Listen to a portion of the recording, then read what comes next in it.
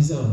And then in communication, if I go to the communication style, now that's something that also affects children. The tone of voice, the body language, the content, that matters. So verbal abuse, which we all know about, for anyone who has had any dealings with social workers, they'll want to know how you interact. Criticism, using derogatory terms like "ubulaeke," "ewu." People who call their children names, what you're actually creating is a child who has low self-esteem because they internalize these sort of languages and end up thinking, I'm no good, I'm useless. So such things matter. Humiliating words, belittling children, excessive yelling. You actually distance yourself, because if you don't do that, if you're not so judgmental, your child will come to you and then you will know when things are going wrong. So it's so important that the words we use, how we communicate with the children, it's very important. Now I put the word punishment there because in psychological terms, physical abuse, like smacking, I know that that's something we don't do in this country, but some of us, or most of us, grew up being smacked. Yes, you grew up in a culture where you can be smacked and every other child is smacked and you accept it. But in a place like here, you don't do such things because first and foremost, you are a big adult using a stick to hit a little person. It causes a lot of autonomic dysfunction in the brain of a child.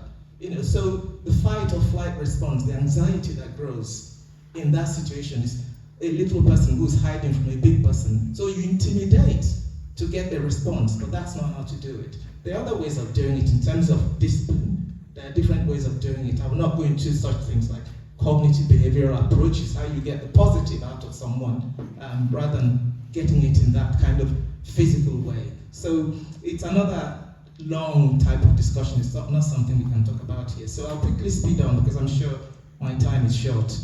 Now, so talking about mental well-being in adults, let's talk about ourselves. Looking after yourself helps you to stay physically, mentally, and emotionally well. And when we are well as women, we're able to give our children the warmth, the care and attention they need to grow and thrive. Think about ourselves. Let's look at self-awareness. I know Dr. Konkwo mentioned briefly about, she said the word menopause. And I thought if I talk about a female's cycle, life cycle, puberty to menstruating years, the key hormones, estrogen and progesterone, affect the way we are throughout the month. Every week of a woman's life is different. And if you live with a man, that man has to understand that you're different this week. So when women have just before the periods, what you find is 3 out of 4 women will find themselves feeling fatigued, irritable, depressed, just before the period comes. And that affects the way they relate with the children. Maybe a child walks past you, smack him or shout at him. And the next week, you wonder, why was I like that? Because we're governed by our hormones. So it's important that any woman, in terms of well-being of the family, we need to recognize that. And those who live with us need to bear with us as well when we're in that mood state. So I talked about the premenstrual syndrome, and then there's a more severe one, which is more recognized in America, and also by people who do endocrinology. It's about the premenstrual dysphoric disorder. It's a more severe form of just before the periods, when a woman may find herself extremely suicidal and extremely depressed. It doesn't happen so commonly, but such women will now need maybe antidepressants to help them to cope with it. Yeah?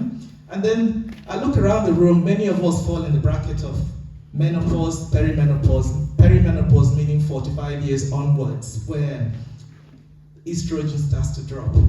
Many of us suddenly find ourselves changing, becoming different, becoming more irritable, becoming moody, mood swings here and there, shouting more than we used to do, and we wonder what's going on. And so that's when estrogen drops and cortisol rises, and I talked about cortisol earlier. That's that hormone, stress hormone. You find yourself suddenly not coping with your usual stresses. Every little thing just makes you fly off the handle.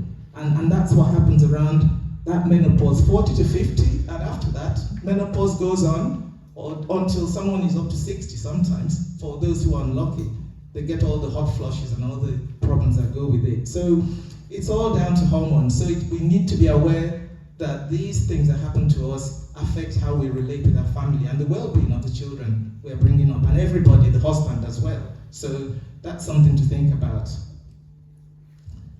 And then, so if I go down to mental illness in terms of definition is dysfunction of the brain that significantly and negatively interferes with the individual's thoughts, your emotions, your behaviors, and this leads to inability to actually live a full life in society.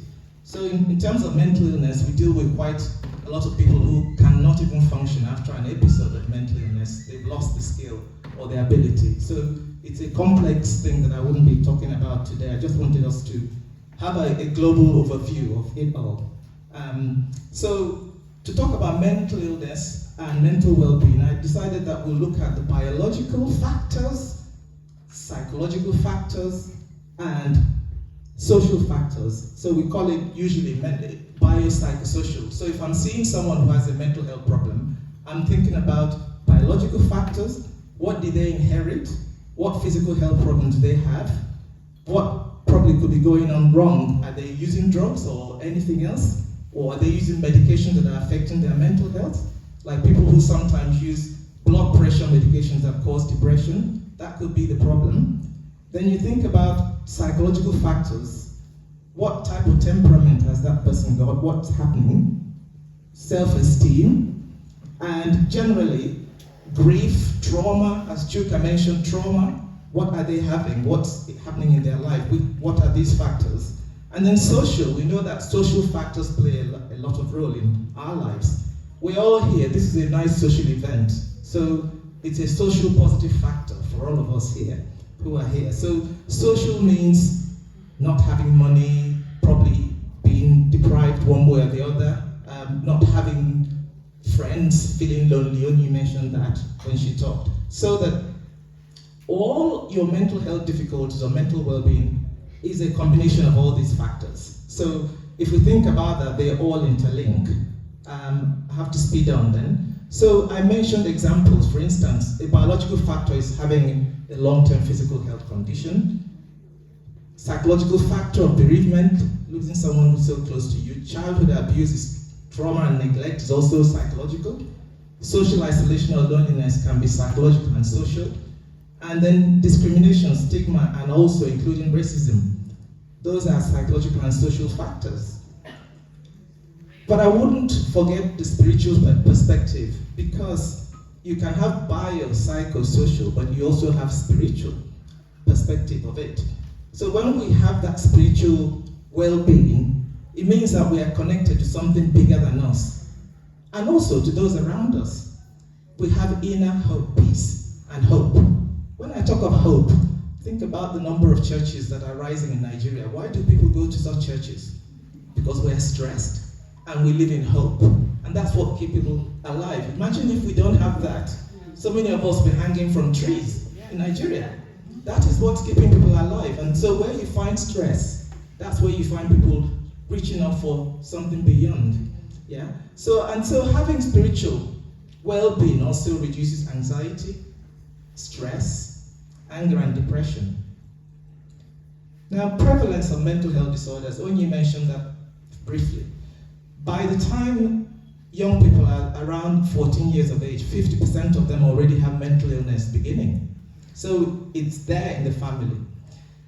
1 in 4 adolescents will have mental disorders that result in severe impairment. That is like schizophrenia, 1 in 4. And as Onyi did say before, 1 in 6 people can report anxiety and depression to the GP in a given week in England. And then something like psychosis. Psychosis normally begins around the ages of 15 to 40, but typically we find young people between the ages of 18, 19, 20 to 25 when we know that the brain maturity is reached. That's when you find mental illness like psychosis beginning. And it's very uncommon in childhood. So I look after people of that generation or that age. So it's very important that we recognize what Onyi said. It's good that we are aware and we look out in our children to see what's happening. Now, risk factors for psychosis. Schizophrenia runs in families, something like schizophrenia. You may have an uncle or auntie or someone out there in the family. It's all in the genes because we inherit these things. And it can be triggered at any time. You don't know when the tipping point will happen, but it's a collection of stress. And what I showed you, the biopsychosocial kind of diagram, factors are there, negative factors are there. If too many things are happening to you, too many stresses in your biology, your psychology, and your social, that can trigger you over to developing a mental illness. Yeah? So as I said here, poor and chaotic family relationships, traumatic events like death, war, transitions in life. Transitions, I mean going to university, moving to a new city, moving to a new country, finding new work. Bullying as well, bullying and harassment, those things can actually push someone over the edge. Sexual assault and using drugs, marijuana, LSD, amphetamines, crack cocaine, black mamba, you name it. There's so many things that trigger people who have that predisposition to have mental illness. They can easily develop it if they start using it. So it's a collection of factors. And then so, to move on quickly, I wanted to talk about a case of first episode psychosis. It looks like Onyi and I were working secretly. Okay, so in this case, I'm presenting a case of an 18-year-old young male. Let's say he comes from an African country. Parents are very successful. Mom is a high flyer, dad also a banker. Mom travels abroad a lot, hardly ever there. And so mom went back to work when this boy was 3 months old. Then she employed a nanny who was there for a whole year. But for some reason, they decided the nanny wasn't good enough, so they changed to another one. She's hardly ever there, this mother. And so this child grows up, being looked after one after the other by nannies. And then when he went into secondary school, he went to a private school, then came out with flying colors, and they decided it was time for him to go abroad to go and study his A-levels and from there move on to get into uni. And so when he was sent to, let's say, UK,